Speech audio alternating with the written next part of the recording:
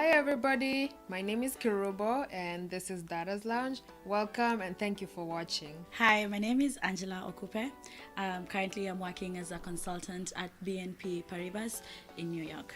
And the reason Angie is here is to have another conversation with us about killing it in the Big Apple.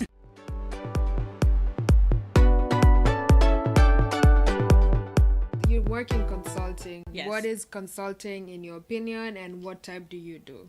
Okay, so consulting is a very general and broad term that's used in different ways by different people.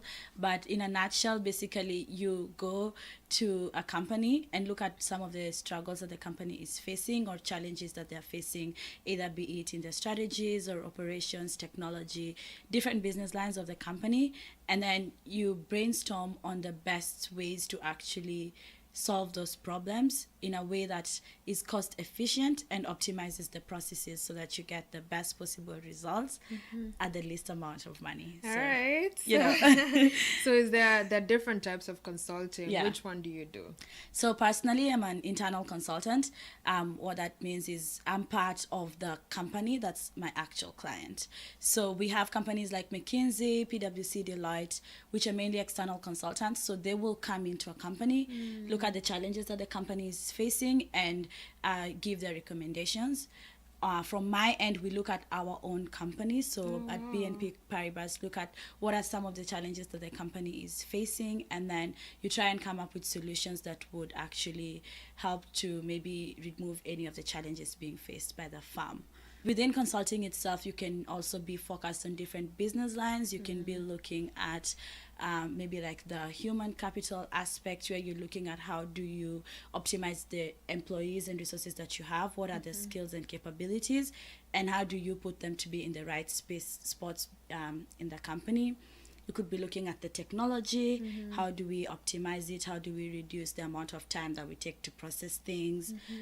You could be looking at strategy in general, how are the revenues coming in, how do we reduce costs. So it's very varied, it's a very broad industry, you get to learn a lot. So then does that mean you can come in from any background? Like how do you get a job in consulting? Great.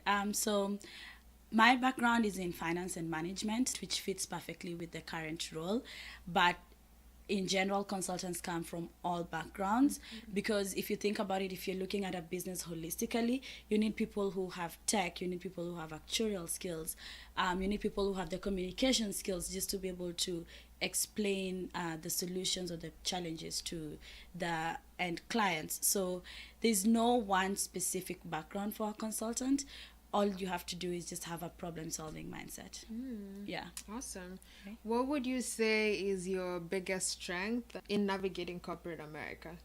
And what tips do you have for, other young women or older women like me who are looking to go into corporate America? What makes you thrive there? One of the things that really keeps me motivated and keeps me striving for success and doing my best is just a grim realization that I'm not special, you're not that special. Like that's basically one of the underlying principles that I use. And what that's to mean is that I feel like the word special in itself has a connotation where you're trying to compare yourself to other things or to other people, and so you feel like you have a certain level of intelligence or greatness or something that's a little bit different from someone else. And when you find someone else who's probably more intelligent than you or whatever, it can really get to the core of who you are. But then just realizing that there's still so much that's out there for you to learn really gives you that strive to motivate to be better and to keep learning and learning. It's not to mean that you're not unique or you're not capable, but it's just realizing that you need to learn more and you need to keep on improving and keep on digging and learning. Because being special comes with some sense of entitlement, where you feel like people need to treat you in a certain way or need to view you in a certain way because you are special.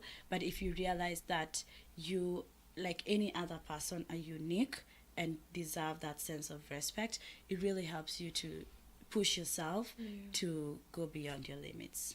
Yeah, I definitely agree with always learning. It's true that human beings just spend a little bit of our brains, so Yeah. there's always room for being more creative and being more entrepreneurial and creating more value than you are today. So Everyone has their own personal principles that they that's true. use. I can share some of mine that I have personally used and cultivated to help me get to where I am today. I'm still going to, I don't think I've gotten there, but I'm getting there. Awesome. Every day is a learning opportunity. That's true. So the first thing I would say is definitely prioritization, both in corporate America and in life in general. Just being able to prioritize is something that's very important. On a personal level, I have a lot of to-do lists, so I jot down everything that I need to do. When I go in the morning, I look at what are the deliverables for the day and what's most important, what's needed by when, what's dependent on what, and so that helps me to really prioritize and pick and choose what I need to do first, so that I'm not scrambling to to do very important tasks at the end of the day when my mind is probably very tired. That's true. So prioritization becomes something that's very important. How do you streamline what's important and what's not? So there are a couple of factors that I use. The one is definitely the deadline. Yeah. If something is due at 10 p.m, it's important. I mean at 10 a.m, it's definitely high priority and needs to be done fast. If there's something that I know, maybe there's a huge meeting that's coming up and this is dependent on that, then that would also maybe increase the priority level. If I know there's a meeting that I'm supposed to attend at a certain time, preparation for that meeting becomes important. So my calendar would probably be one of the things that I would say I use as a tool to help me sort of benchmark what I need to prioritize when it comes to the work environment. Okay. So yeah. And so what gets cut out? Okay, in the workforce, nothing gets cut out, Okay. because everything that you need to do needs to be done. But the question is, how do you prioritize them and how do you do that? But I think when we talk about like life in general, there's some things that you need to cut out. When you're looking at maybe tasks that you need to do, there's some tasks that are not important, and so you need to ask yourself if something is important or it's useful. If it's not, then you can cut it out. But there are some things that I feel which are not task oriented that you definitely can also cut out, because there are things that will weigh you down as a person and help you not really be your best self or like thrive. Maybe like a comment that you get from a manager that you don't feel like makes you too happy. You can choose to hold on to that, or you can choose to just cut it out and be like, I'm not going to hold on to this specific thing, or I'm not going to hold on to this. And that really releases your brain processing power, and you're able to focus on more important stuff. Yeah, or So, maybe try see where they're coming from Yeah. and not be defensive. And exactly, that helps a lot, knowing that for the most part your managers really want the best for you and they want you to learn and to grow. So taking that feedback not on a personal level really helps you to navigate through all the gray lines that are there in the office, because at the end of the day we are all learning, and it's a learning process and they have the experience. So at the end of the day, it's like just being able to take that from a surface level and not inherently making it be a personal issue really helps to remove any of the baggages that you would inherently carry to the workplace. Awesome. Yeah. So I wanted to be a consultant because all they do is travel. Is it traveling fun? So personally, I have had a fair share of traveling, but as an internal consultant, you won't travel extensively like an external consultant, because my client is my specific company. So for the most part, all my stakeholders are also in the same vicinity as me. But there have been cases where I've had to travel to a different, office and just be able to work with those specific stakeholders.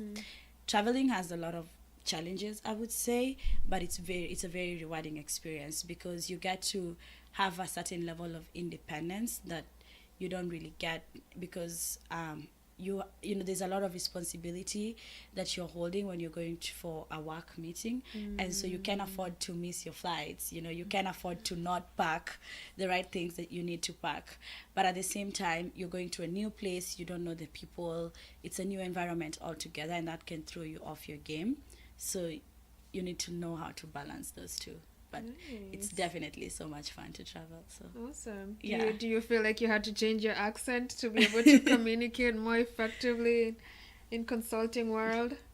No, I don't feel like my accent has changed significantly.